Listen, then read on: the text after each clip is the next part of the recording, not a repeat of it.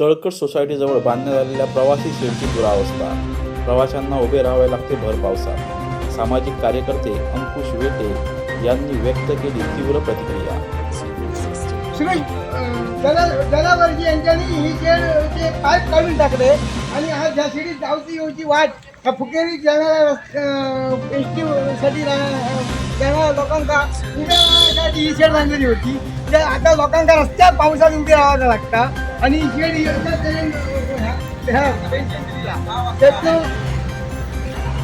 त्याचं आज 2 वर्षापर्यंत शाळेकडून कॉन्ट्रॅक्टरने घेऊन पळून गेले. ह्याचा विचार शासन करू तयार नाही अजिबात.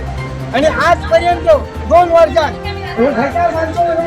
घटार बांधूक नाही, काही एक नाही आणि शेडही घेऊन गेले, पाईपही घेऊन गेले आणि घटार खराब सोसायटीची जमीन ही फुकट गेली. आणि या सोसायटीन आपण स्वतः सोसायटीने आपल्या जमिनीत जागा बांधून दिली आणि ती आज अशी ओसड पडलेली आहे.